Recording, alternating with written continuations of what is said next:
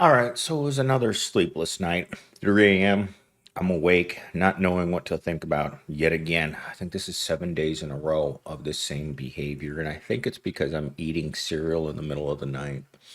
Every time something changes in my routine, my sleep is affected directly. So it gives me a lot of time to think about strange things and have even weirder dreams about stuff that we don't get to experience. I think the mind of the pro is so locked in to just work, sleep, work, sleep that our minds have almost given up on the idea of being happy or being able to do things that cost money. Things that we used to be able to do until our money stopped being able to buy the things that we wanted to do and the things that we actually wanted to eat. There's something unsettling about starting every one of your days with a shelf full of ramen and you just pick the color that you want. Not real food, just a color and a little animal on the side of the box that says cow, pig, or cow, pig, or bird. Today I chose bird. It didn't taste like bird. It tasted like ramen. Gross, gooey, not real food. But if you think about it, your life isn't real food either. Life like this, life in poverty, isn't real life. It's kind of just existing. And I've come to the conclusion that as things get worse, we just exist.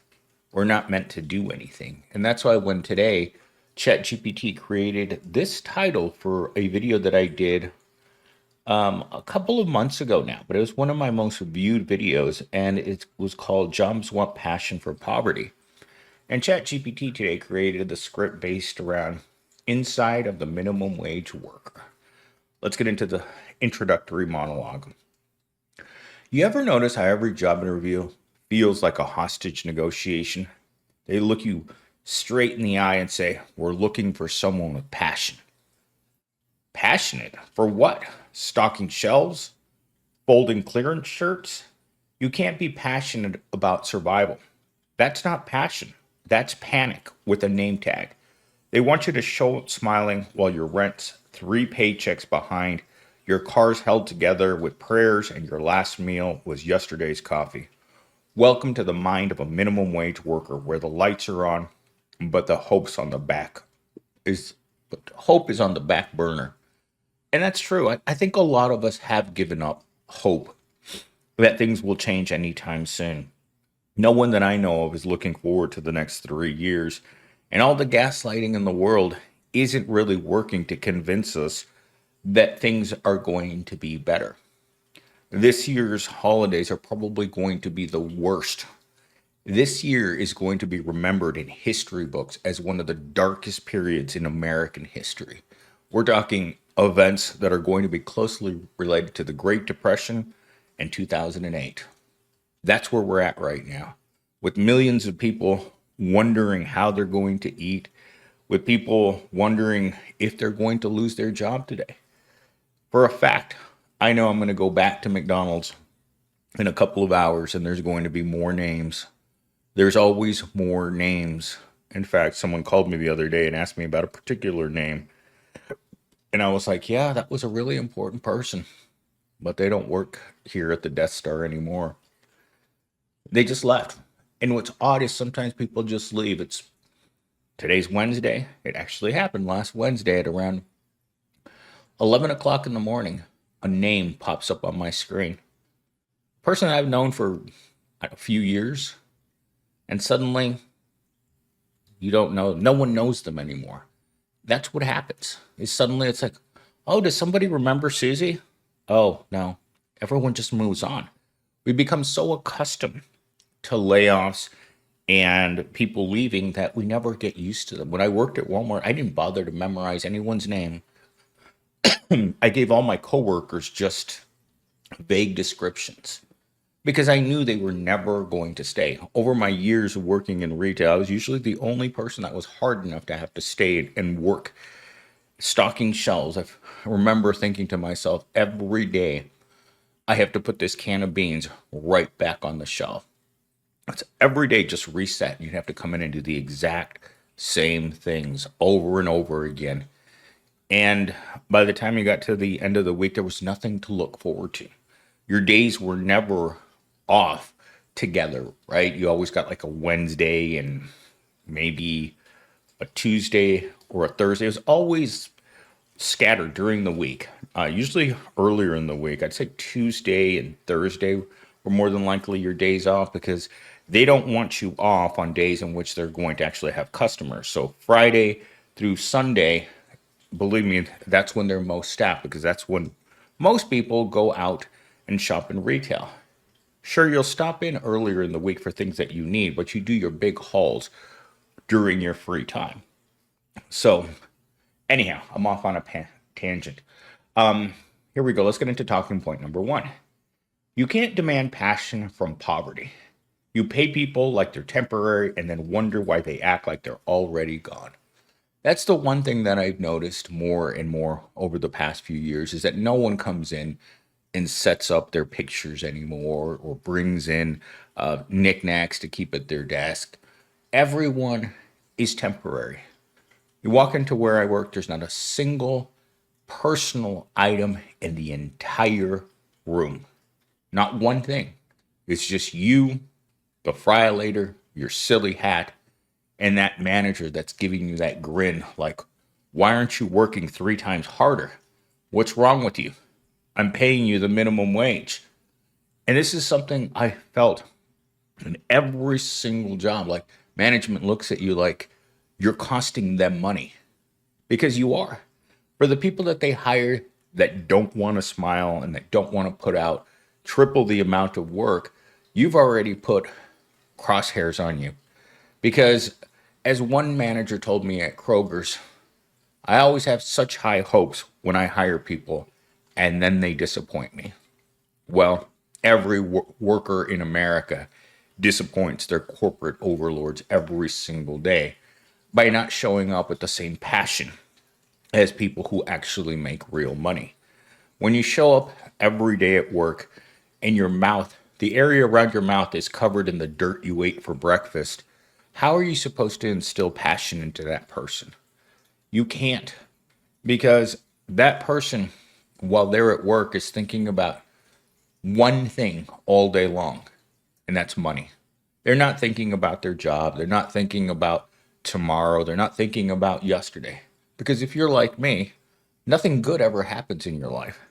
You get your paycheck, it's gone like a fart in the wind every Friday. And then you wonder, well, I did smell it, right? At some point on Friday, you did get a little whiff of it before it was gone.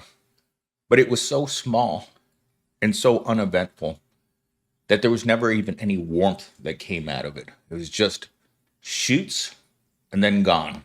Kind of like the way that Johnny Sixpack shows up behind the Taco Bell regularly. He's there 1 minute, he gets what he needs, and he's gone. That's the way the paycheck for the proles is right now. It just never really manifests itself. We hear about it, we work for it all week, but its buying power is so limited that it never really hits. But that's just what we have right now.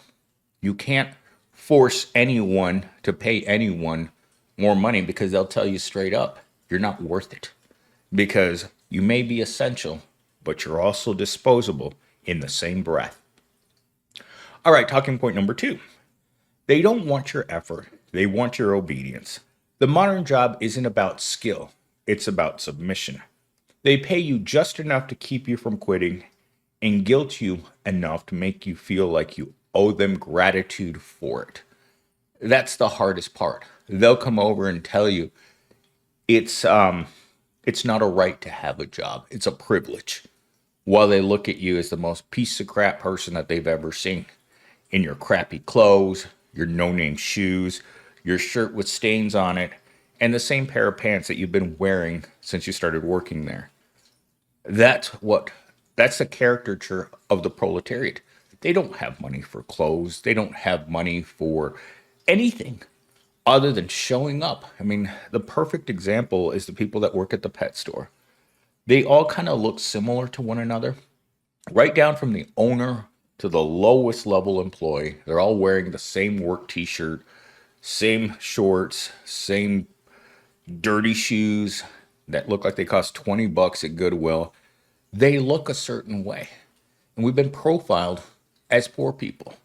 And poor people, by definition, typically look poor and they look hungry. That's another thing that I always noticed about working at Walmart is everyone always looked hungry. There was never a point in which I would say, look over there at Susie. She looks like she's doing pretty well.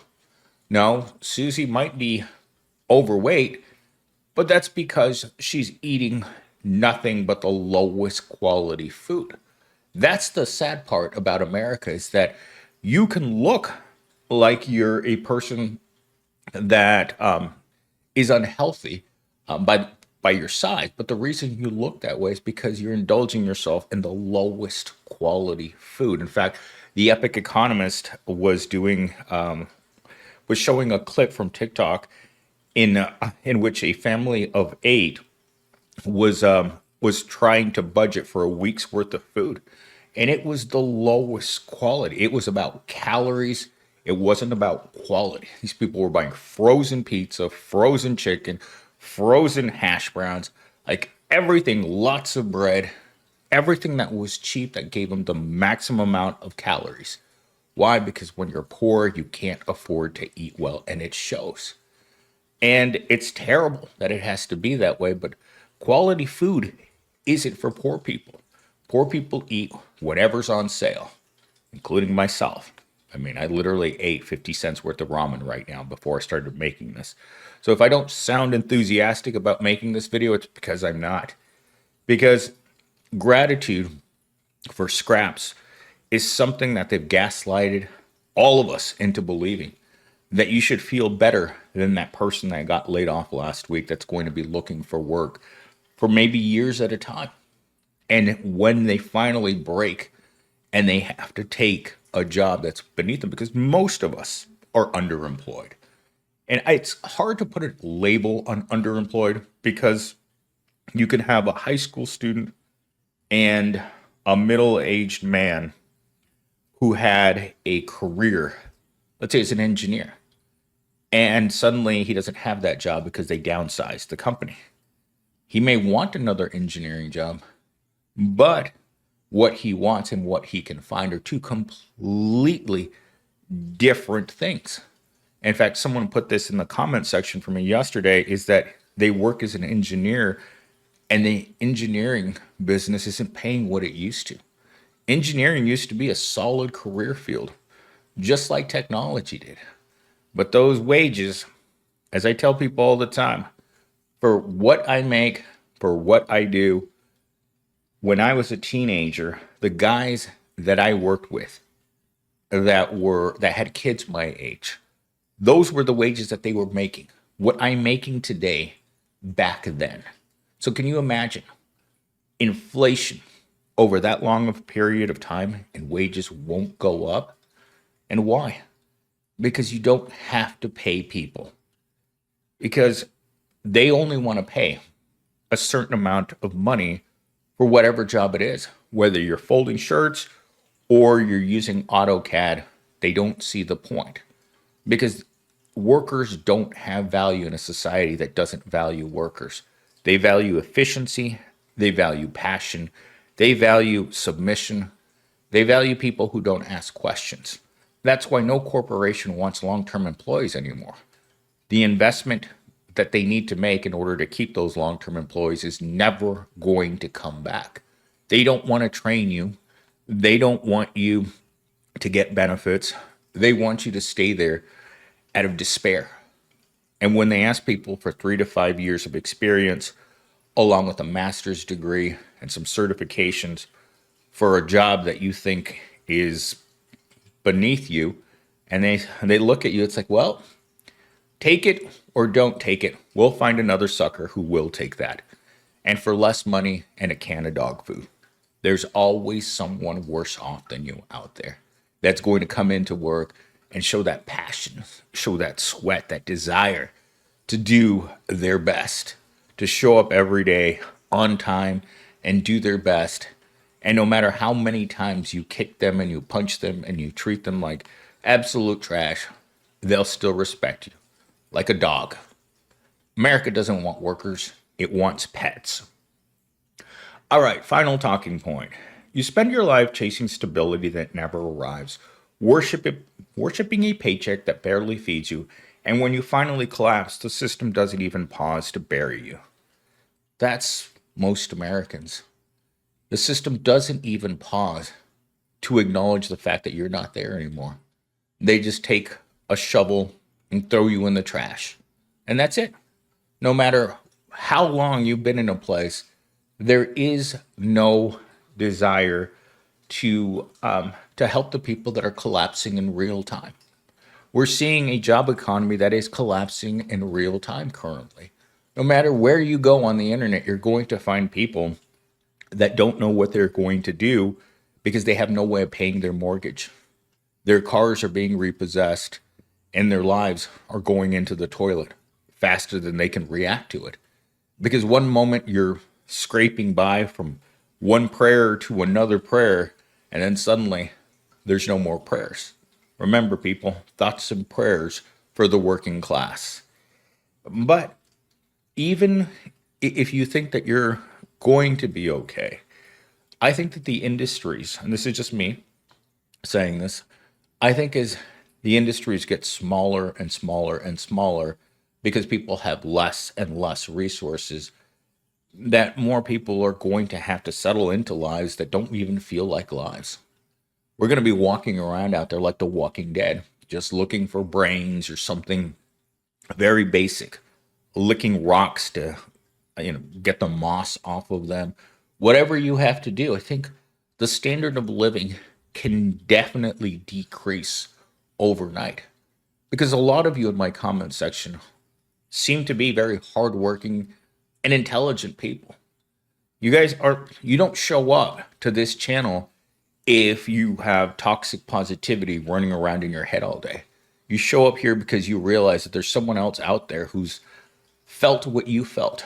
You're working, but work isn't working for you. You see the pointless nature of working for a low paycheck and getting a Happy Meal at the end of every week that doesn't seem fair, that doesn't seem right, that something has broken in a system that was already broken beyond repair. But in the last year, we've seen things and we've felt things. When you go to work, it doesn't feel right anymore. It feels wrong. Every week that you look at your paycheck, something feels wrong. And all of you here acknowledge that fact. Something's wrong. This isn't supposed to be this hard. Getting by in a world where you work full time shouldn't come with so many negative side effects like extreme poverty. But that's why you're here. That's why you come here and listen. You guys aren't here to look at my fancy AI art. I put it there because YouTube wants me to have content. Every day my content's different, but I have to put that there or risk getting demonetized again because I don't like creating that AI art. And every day I use the same prompt. Create a script or create an image, a background image for this script. And as you can see, AI is not very good at being creative. In fact, all the little nuances, subtle nuances are the things that I have to randomize, like hair color, eye color, skin color, all that stuff I have to randomize, or else it would basically make the same thing every day. And for you who ask, I'm not going to put a green alien into this one. Why green alien? I don't know. It just I've tried animating other things and it just doesn't work out. Like I tried to animate that dinosaur last week. It looked awful, but someone asked me to put it out there, so I did it for Michelle, I think, who asked for that. Anyhow, no, it wasn't Michelle. Michelle wanted the French fries that ended up looking like churros. Hey, I can't control what the AI generates. Anyhow, let's close out here.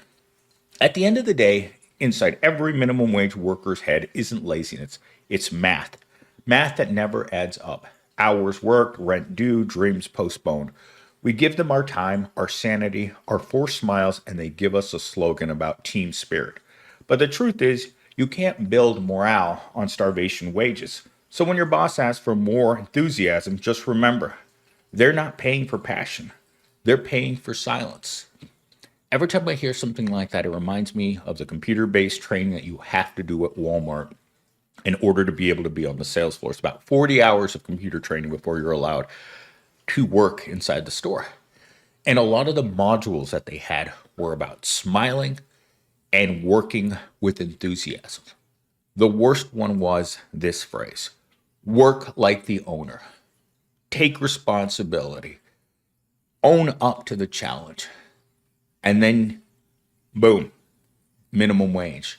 So they try to instill in you all these hardworking ethics, but also at the same time, they want you to be okay with what they're willing to pay you. I remember when I got my first $300 paycheck from Walmart, and I walked up to one of the assistant managers and I said, "Where's the rest of my paycheck?" She took the paycheck, a paper paycheck, out of my hand. She looked at it and was like, "Yeah, that's about right for working here." And I told her my rent's $600 a month. How am I going to pay it with this paycheck? And she just looked at me with the least amount of interest. It's like, well, it may be that working at Walmart isn't for you. But that's the sad part, is maybe as the proletariat, working isn't for you. Because that paycheck, well, that's not buying a whole lot of financial stability. In fact, it's going to turn you into a homeless person faster than anything else because it doesn't work for us. And that's the point of this entire video. The system isn't working for us, but there is no alternative system.